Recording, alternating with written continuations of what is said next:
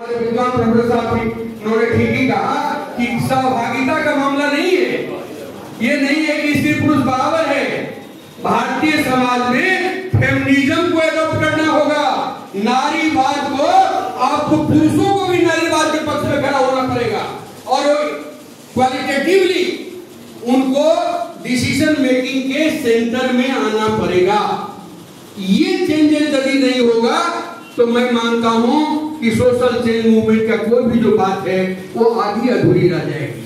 जहां पे हमारे मित्र श्रवण जी ने रखा तो मैं आप तमाम साथियों से मैं आग्रह करूंगा कि जरूर उसको पढ़िएगा कि भारत के कम्युनिस्ट आंदोलन में हमारे बीच में विद्वान मनीष साहब मौजूद हैं कि भारत के कम्युनिस्ट आंदोलन में भाकपा माले सीपीआई एमएल ही है जिसने सबसे पहले प्रोग्राम के स्तर पर कहा कि भारत में ब्राह्मणवाद को ध्वस्त किए बिना हमारे समाज की प्रगति नहीं होगी। ये डॉक्यूमेंटेड है, केवल बात की बात नहीं है, ये डॉक्यूमेंटेड है।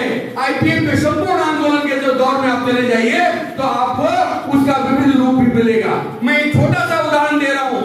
ईडब्ल्यूएस आरक्षण का किसने विरोध किया? जरा पूछ लीजिए, मैं पूछता हूं कि ईडब्ल्यूएस आरक्षण का किसने विरोध किया? ईडब्ल्यूएस आरक्षण एंटी कॉन्स्टिट्यूशनल है, लेकिन एंटी कॉन्स्टिट्यूशनल प्रोविजन को पार्लियामेंट में जब लाया जा रहा था तो बहुत सारी पार्टियां चुप रह गई, बोल नहीं पाई। एकमात्र भाकपा माले हैं, दीपांकर भट्टाचार्य हैं जिन्होंने कहा कि ये भारत में ये एंटी कॉन्स्टिट्यूशनल इनैक्टमेंट हुआ है। भारत के संपूर्ण संविधान के पूरी संरचना में कहीं से भी आर्थिक आधार पर रिजर्वेशन का कहीं कोई आधार नहीं। सामाजिक सांस्कृतिक आधार को ही आधार बनाया गया, उसी आधार पर रिजर्वेशन का उसमें बेसिस है। तो ये सारे प्रश्न हैं, इसलिए मैं बहुत सारे साथी लोग जानते हैं, इस पर मैं बहुत विस्तार से नहीं जाऊंगा। केवल मैं संक्षेप में दो बात कहना चाहूंगा। हम तमाम लोगों को, मैं चेन्नई जाता हूं, मैं दक्षिण भारत जाता हूं, दक्षिण भारत में बदलाव और हिंदी पट्टी में बदलाव, इन दोनों को जब मैं देखता हूं तो पेरियार साहब याद आते हैं। ह्यूमन इंडेक्स के किसी कसौटी पर, ह्यूमन डेवलपमेंट के इंडेक्स के किसी कसौटी पर हिंदी पट्टी आज खड़ा नहीं है। सबसे आगे यदि है तो द्रविड़ आंदोलन है, सबसे आगे है तो दक्षिण भारत है, और वहां के पेरियार के आंदोलन का गहरा प्रभाव है एजुकेशन में, लिटरेसी में, महिला के एम्पावरमेंट में, दलितों के एम्पावरमेंट पे।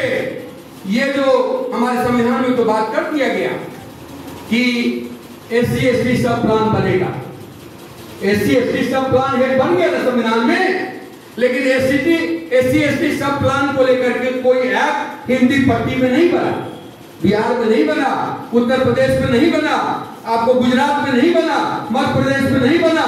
एससी एसटी सब प्लान एक्ट यदि बना तो कर्नाटका में बना, दक्षिण भारत में ही तमाम 3 राज्यों में बना है, आपके यहाँ नहीं बना है। हम लोग यहाँ लड़ाई लड़ रहे हैं, हमारे विधायकों ने असेंबली में इस सवाल को उठाया कि हमारे पैसे, एससी एसटी के पैसे, वो पैसे खर्च हो रहे हैं मुख्यमंत्री के दौरा पर, प्रधानमंत्री के दौरा पर खर्च हो रहा है।